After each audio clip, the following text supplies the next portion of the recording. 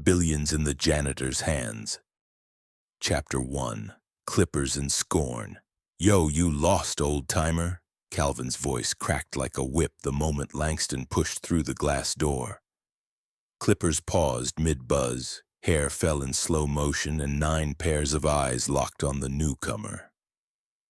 Langston, beard half feral, hoodie soaked from the Atlanta drizzle, clutched 20 crumpled dollars and cleared his throat. Just need a shape-up, brother. His tone was soft, almost apologetic, but his back stayed straight. Calvin, 38, sharp fade, gold pinky ring, flicked the cape off his chair with a magician's flourish. We appointment only. Can't have you scaring my Saturday clientele. Laughter rippled down the row of mirrors.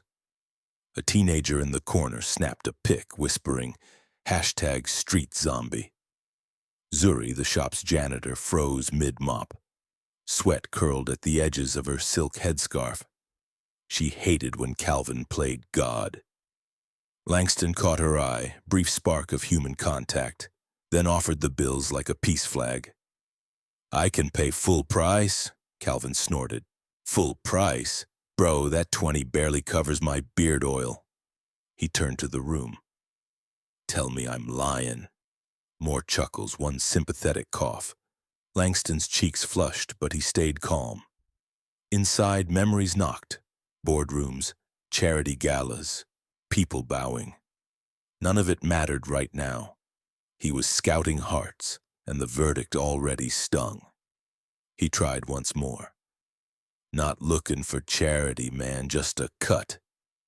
Calvin stepped close enough for cologne to burn. Do me a favor, take that charity to Peachtree Shelter. We run a premium establishment, feel me? A fresh burst of laughter hit like cold water. Langston nodded slowly, folded his 20, and turned toward the exit. Zuri's chest tightened. She watched him limp past the product shelf, dusty sneakers squeaking on checkerboard tile, then out into gray rain.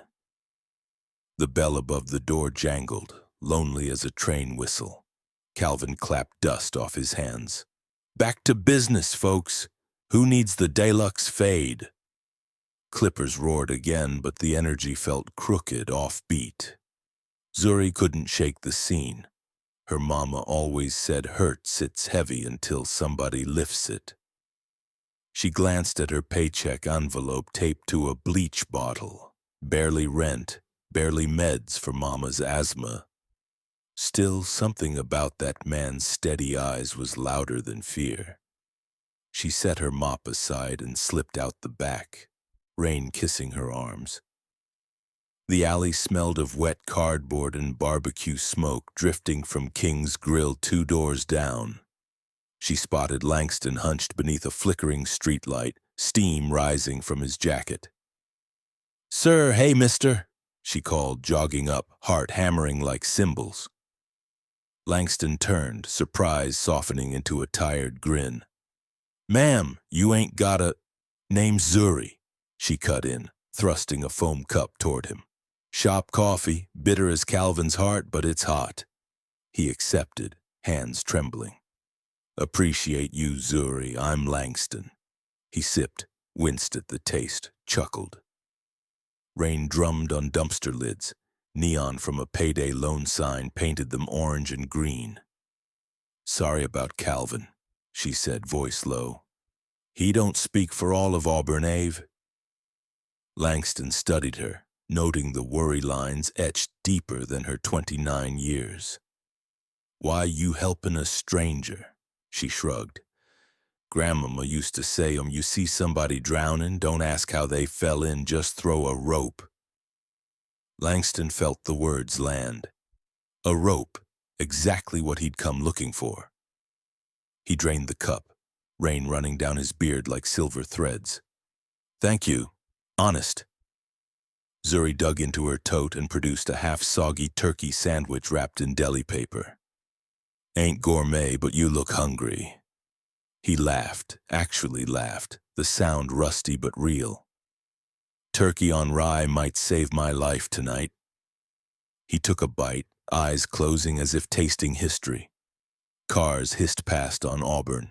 Inside Fade Factory, clippers buzzed oblivious. Out here, under a busted streetlight, two strangers shared coffee sandwich and silence that felt almost sacred. Langston exhaled, tension uncoiling. "I'll remember this." Zuri smiled, rain sparkling on her lashes. "Just pay it forward, mister." He nodded, started walking toward the MARTA stop, then paused. "Mind if I drop by again tomorrow? Maybe catch that cut." "Come early," she said, "before Calvin wakes up mean." Langston tipped an imaginary hat, disappearing into the blur of night traffic. Zuri watched until his shape melted into mist, a strange flutter in her chest. She didn't know she'd just braided fate with the richest man in Georgia. She only knew the street smelled less like rain and more like promise. Chapter 2. Shelter Behind the Sink. Zuri snapped the gate chain at 6:07 a.m., the street still yawning. Neon barber pole clicked alive, red-white spiral glowing in the half-dark like a promise. Inside, clippers slept, mirrors fogged from the night's humidity. She hustled to the back sink, stashed her mop, and laid out the one tool she owned, a gleaming pair of thrift store shears she sharpened on Sundays. A soft knock drifted from the front glass. Langston stood there, hoodie cleaner but shoes still talking to the pavement. She cracked the door. "You early?" she whispered. "You said beat Calvin's attitude." He grinned. They slipped inside. Langston perched in Calvin's empty chair. Leather hissed beneath his worn jeans. Zuri draped a cape over him, hands shaking more than the clipper motor. "Relax," he said, voice low as vinyl static. "Ain't no wolves yet." As she traced his hairline, he closed his eyes. The shop smelled of talc, pomade, and fresh hope. Sunlight crawled through blinds, painting tiger stripes across Langston's face. His jaw unclenched. Years of tension slid to the floor with every snip. "Why cut hair, Zuri?" he asked. "Mama raised 6 of us. Clippers were cheaper than school photos." She shrugged. "Figured if I could make folks look good, maybe they'd feel good long enough to tip." He laughed, soft but genuine. "Healing people one edge up at a time." She glanced at him in the mirror. "What about you? Where you from?" "A ways off," he said, eyes dodging. "Been chasing something I lost." Door chime suddenly screamed. Calvin barged in, breath full of coffee and ego, 2 early clients behind him. His grin died when he saw Langston in the throne and Zuri holding clippers. "Girl, what game is this?" He marched forward, waving the day's schedule. "You ain't licensed. Insurance'll eat us alive." Langston opened his mouth, but Zuri beat him to it. "Calvin, he's paid. Chair was free. I'm just lining him up." Calvin's laugh bounced off mirrors. "Paid? With what? Street coupons?" Langston pulled out the same 20, crisp now from pressing. Calvin snatched it, held it to the light. "20 don't cut it, partner." He crumpled the bill and flicked it at the trash. Blood thundered in Zuri's ears. "I'll cover the rest. Dock my check." "Sweetheart," Calvin sneered. "You ain't got enough hours in a week." He yanked the cape from Langston, hair dust flying. "Out. And take Cinderella the sanitation queen with you before I call Deshawn from security." Langston rose slow, eyes steady. He faced Zuri, not Calvin. "It's cool. Storm ain't worth the umbrella." Zuri's throat tightened. She gathered her shears, hands buzzing worse than the clippers. Calvin leaned close to her ear. "Last warning. Help that bum again, you and your mop are gone." He strutted toward the back, barking at the clients about ratchet drama. Langston and Zuri stepped onto Auburn Ave. Morning traffic hummed. She kicked the curb, fighting tears. "I'm sorry, tried to do right." "You did," he said. "Right doesn't always cash at first window." A MARTA bus hissed to a stop. Langston dug in his pocket, returned the 20, smoothed flat. "Buy breakfast for your mama. You need it more," he smiled. "Ain't about need, it's about seed." He pressed it into her palm, boarded the bus, and was gone in diesel fog. Zuri stood frozen as the bus lumbered off, 20 rustling like a tiny flag of defiance. Inside the shop, Calvin's laughter echoed, but outside the sky flipped from gray to bright peach. She whispered to the breeze, "Seed gonna grow, watch." That night, storms rolled over Atlanta. Zuri's phone buzzed. Unknown number. A single text glowed. "Thank you for the rope. Tomorrow the tide turns." She stared at the screen, lightning flashing across her bedroom wall, and felt something wild bloom in her chest. Half fear, half faith. Because an old proverb her grandma loved drifted through her mind. The hand that offers shade to a stranger will one day sit in the palace gate. And Zuri suspected the gates were closer than anybody at Fade Factory could see. Chapter 3. Echoes in the Mirror, 7 a.m. Monday, Fade Factory buzzed louder than the Clippers. Word of Zuri's Hobo Bay had sprinted down Auburn faster than free Wi-Fi. The waiting bench overflowed with neighborhood aunties fanning themselves, kids clutching edge-up money, and barbers swapping rumors that tasted like cheap whiskey. Zuri felt every stare. Calvin's grin followed her like a shadow as she mopped stray curls from yesterday. He leaned on the reception desk, voice pitched for maximum damage. "Y'all see Disney movies? Girl thinks she's Snow White talking to pigeons." The shop cackled. A blush crawled up Zuri's neck, but she kept sweeping, counting breaths. At 8:13, her phone vibrated. Another unknown text. "Lobby TV, 10 a.m. Keep faith. L." She pocketed it, heart rattling. Calvin slid beside her, fake friendly. "You on your phone or on my clock?" "My break," she muttered. "Breaks at noon, sweetheart." He flicked a damp lock of hair onto her shoe. "I suggest you focus on floors, not fairy tales." She gripped the mop handle till her knuckles ached. Memories flashed. Langston's calm eyes, that $20 bill, the promise of seed. She whispered inside, "Lord, water that seed today." 10 o'clock struck, and like prophecy, the shop's flat screen sprang from music videos to breaking news. A polished anchor smiled beside a banner. "Carter Grooming Group acquires local barber chain." Underneath scrolled the words, "CEO Langston H. Carter to visit flagship store noon today." The room froze. Clippers idled mid-fade. Foam dripped from a teenager's half-shaved head. Calvin's jaw slackened so wide Zuri could have dropped a comb in it. She swallowed a gasp. Langston H. Carter. Billionaire behind that nationwide men's spa brand. She'd seen his face on billboards. Short beard, confident smile, same eyes that drank her coffee in the alley. The seed just punched through concrete. Customers erupted. "Ayo, that's the dude you kicked out," someone yelled. Another brother laughed. "Bruh, you clown Jeff Bezos with dreads." Calvin's skin turned the color of weak coffee. He jabbed the power button, but the whole shop had already seen. He spun on Zuri. "You knew?" She shook her head, honest and stunned. "I didn't." Calvin pointed at the door. "Break's over, go bleach the restroom, now." In the restroom, Zuri crumpled onto the closed toilet lid, bleach fumes stinging her eyes sharper than tears. Fear whispered, Calvin could fire her, sabotage her reference, leave Mama without meds. Faith whispered louder, the hand that offers shade. She pressed trembling palms together. God, flip this script.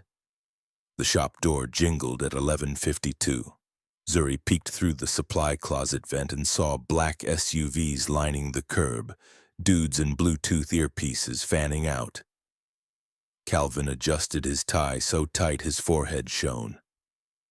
Barbers scrambled, wiping counters, hiding liquor bottles. Langston entered, tailored charcoal suit hugging his shoulders like armor. His stride was slow, deliberate, lion in a room full of yapping dogs. Customers pulled phones, recording. Calvin darted forward, syrup in his smile. Mr. Carter, welcome to Fade Factory. Didn't expect... Langston raised a hand. Silence slid over the room. He scanned the mirrors, stared at his own reflection, then at the crowd behind him. Faces bright with curiosity, some with guilt. Finally, his gaze landed on Zuri, who hovered near the back sink, bleach rag still in hand. A quiet nod passed between them, unseen but felt. Langston addressed the shop, voice warm but firm. I visited Friday in need of a cut. I was judged by clothes, not character. That told me all I needed about company culture. Calvin's grin twitched. Sir, we regret the misunderstanding. Misunderstanding? Langston tilted his head. A man offered payment and was mocked. A woman showed kindness and was threatened. Gasps rippled. Langston handed a folder to his lawyer, who opened it like a verdict. Effective immediately, Calvin Jones is relieved of managerial duties. Calvin's knees buckled. You can't... I already did. Security guided him gently but firmly toward the exit. Some customers applauded. Zuri's heart pounded so loud she barely heard the rest. Raises for barbers who stayed, free haircuts for kids this week, and one final decree. Zuri Hayes, Langston announced, eyes locking on her. Step forward, please. She shuffled out, bleach rag still dripping. For leading with heart when no one looked, I appoint you general manager. Full salary, benefits, and tuition assistance if you choose to finish cosmetology school. The shop exploded. Cheers. Clippers held like victory flags. Tears blurred Zuri's vision. Bleach drops hit her sneakers like tiny fireworks. Langston leaned close, voice a hush. Tide turned. She whispered back. Seed grew. Outside, Calvin stood on the curb, disbelief draining into anger. Phones recorded his walk of shame. Atlanta wind carried tiny clippings of laughter. But inside Fade Factory a new melody rose. Hope buzzing louder than any pair of clippers. And though Zuri's knees wobbled, her spirit stood taller than the billboard that once felt unreachable. Now shining right outside the window with Langston's name beside hers. Chapter 4. Blades of Backlash. Tuesday night, Fade Factory glowed like fresh polish. New chairs gleamed, gospel jazz slipped from hidden speakers, and a handwritten sign on the door read Free Kid Cuts all week. Zuri moved through the shop with quiet pride. Her shop now. Checking towel stacks, adjusting product rows until every bottle faced forward like soldiers at attention. Across the street, headlights cut the dark. Calvin sat in the passenger seat of a dented Charger, cigarette ember pulsing. He watched Zuri sweep hair into silver dustpans, jaw tight enough to crack. Beside him, Duke, the barber Calvin dragged away after the firing, snorted, Girl thinks she a boss now. Calvin flicked ash. Not for long. Inside, Zuri reset the alarm, locked up, and started the walk home. Peachtree air smelled of fried catfish and magnolia petals. Halfway down the block, tires screeched. The Charger lurched forward, showering her with puddle water. Calvin's voice floated from the window, half laugh, half snarl. Power looks good on you while it lasts. The car peeled off. taillights bleeding red down Auburn.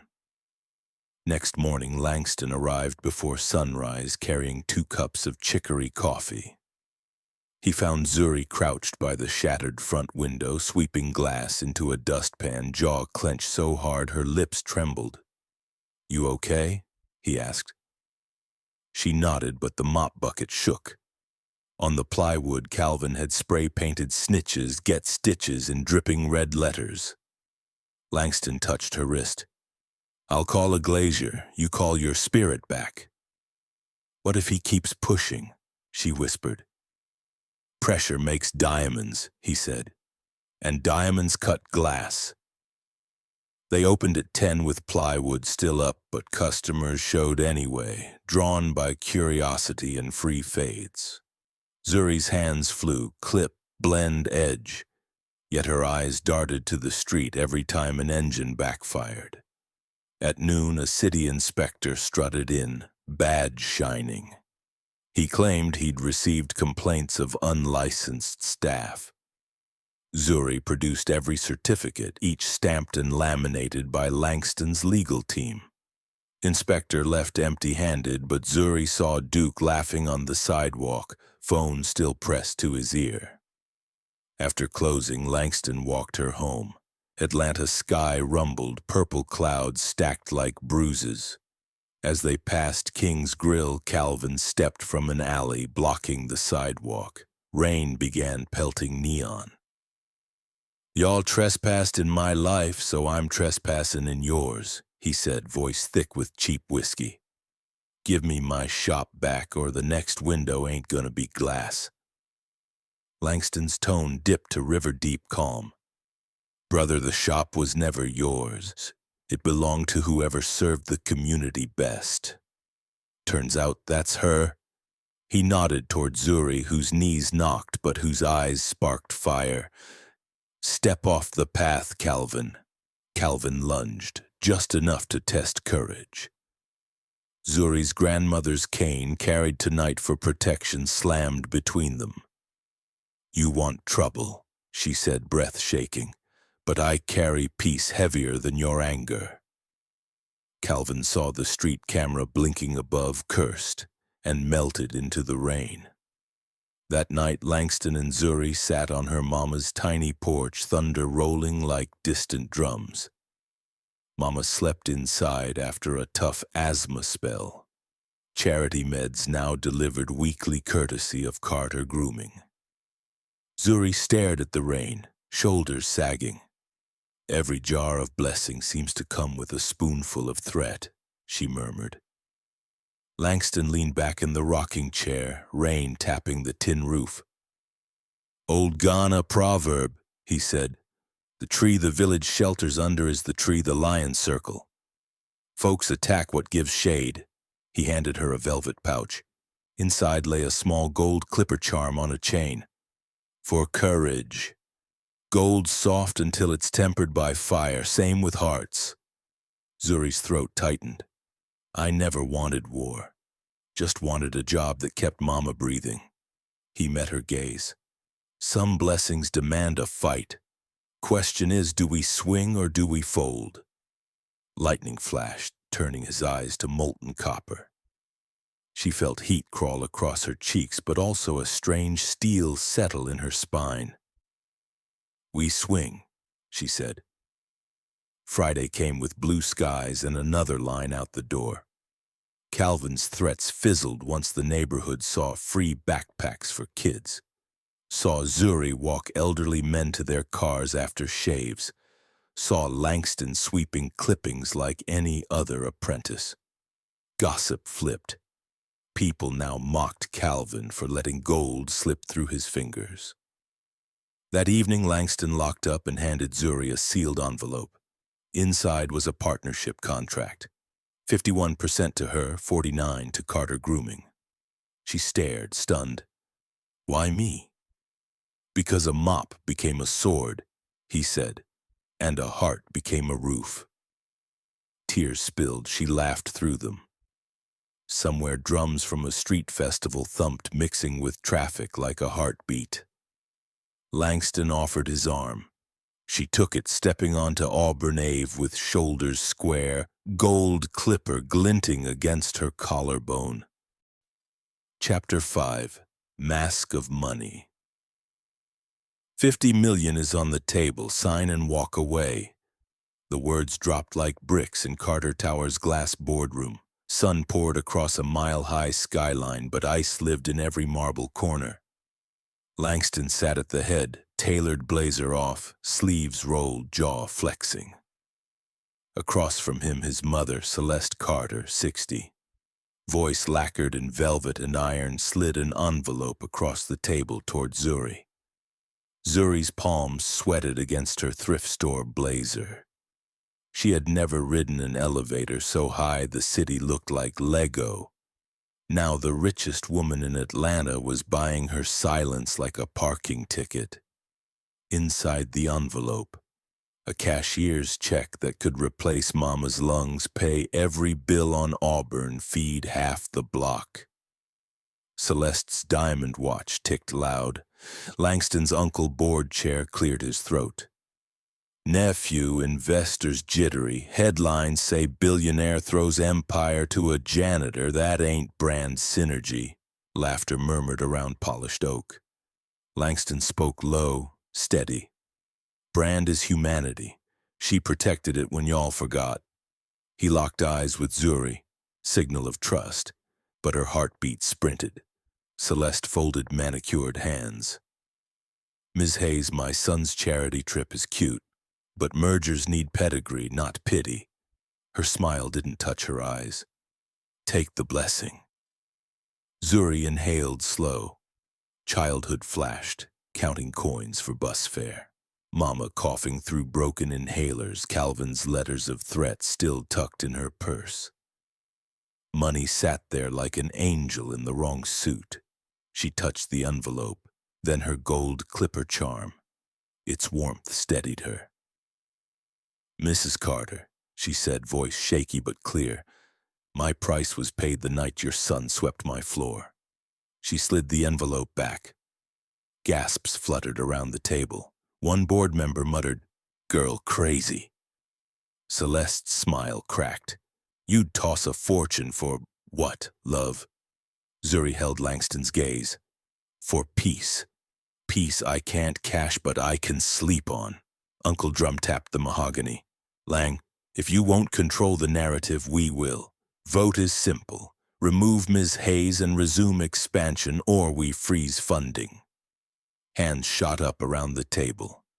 11 ayes, 1 abstain. Langston rose, chair scraping like thunder. You all just put price tags on souls. I don't do clearance. He yanked a leather folder from his briefcase, signed transfer documents. Effective now, I'm buying back every public share. Sell or sue, your call, but Carter Grooming's heart stays on Auburn. He tossed a certified check twice the board's offer onto the table. Silence imploded. Celeste's eyes shimmered, anger or pride, hard to tell. You'll bankrupt yourself for that shop? Langston smiled, half pain, half freedom. A seed costs a harvest. He reached for Zuri's hand. Let's bounce. They strode past stunned executives, past a skyline wallpapered with greed, down to street noise and food truck smoke that smelled like real life. Outside, Calvin lurked near the revolving door, cheap suit, fresh bruises under one eye. Thought you were king, Lang, he spat. Board gonna bury you in court. Langston stepped forward, but Zuri caught his arm. She faced Calvin. Hurt people swing until somebody hugs the broken part. She offered her card. Free cut any time you ready. Calvin's mouth opened, then shut. He turned away, confusion chasing rage. Storm clouds gathered over Buckhead. Thunder rumbled like distant drums. Langston hailed a cab, laughter shaking out of him. You just offered therapy with clippers. Zuri leaned on his shoulder. Cheaper than envelopes. Taxi windows blurred with rain. Radio played old Sam Cooke. Change gonna come. Langston brushed her knuckles. I just burned a bridge made of gold. She smiled soft. We'll build a sidewalk folks can actually walk on. Cab swung onto Auburn. Fade Factory glowed warm through plywood. Line of kids waiting for free back-to-school cuts. Barbers waved when they spotted the new bosses inside the cab. Lightning cracked, electricity flickering across damp asphalt like promises signing their names. Langston paid the driver, then paused under the awning, rain peppering his suit. Zuri, you sure about this life? Rocks will keep coming. She stepped into the rain, face tilted up, eyes blazing. Rocks just paved the road. He laughed, heart lighter than bank vaults. Together they pushed open the shop door. Gospel jazz spilled onto the street, drowning thunder. Behind them, a neon barber pole spun bright against the storm, slicing night into red and white hope. Chapter 6. Hands That Heal. Saturday morning smelled like sweet tea, clipper oil, and second chances. Fade Factory threw its first ever back-to-school bash. Balloons tied to the pole, grills smoking ribs on the curb, a DJ spinning old-school soul that rolled down Auburn like sunshine. Zuri moved chair to chair, lining edges on wiggly fourth graders, gold clipper charm flashing against her throat. Langston swept clippings, laughing every time a kid called him Mr. Broom Billionaire. At noon, a sleek town car eased to the curb. Celeste Carter stepped out, dressed down in jeans and a Braves cap, but money still glimmered in her posture. She slipped inside the shop unnoticed and sank into the waiting bench watching. A shy boy with a speech impediment climbed into Zuri's chair. Kids had roasted him all summer for his overgrown curls. Zuri draped the cape, knelt eye level. You a king, lil man. Hair just forgot to salute. The boy giggled. Celeste felt something prick behind her ribs. 20 minutes later, the boy jumped down grinning, fade crisp like sunrise. He hugged Zuri so hard her comb fell. The waiting room clapped. Celeste's diamond watch suddenly felt cheap. When Zuri approached with a smile and fresh towel, Celeste pulled off the cap. I owe you an apology, she said, voice breaking on words she'd never practiced. Zuri's eyes widened. Mrs. Carter, I saw price tags where God put purpose, Celeste whispered. Forgive a mother scared to lose her son to goodness bigger than her plans. Tears streaked her concealer. Zuri, hand still holding the towel, opened her arms. The two women, one polished marble, one worn granite, met in the middle and let the shop hum around them. Across the room, Calvin hovered in the doorway, hands buried in hoodie pockets, jaw working. Duke nudged him. You going in or what? Calvin swallowed pride like sour gum and stepped forward. Zuri, he croaked. Windows paid for. Man at the glass shop took my last paycheck. He lifted a paper bag, inside a set of brand new clippers. Peace offering. Zuri took the bag, weighed its meaning. Langston approached, eyes calm. We got space if you ready to cut, Calvin. Same chair, new rules.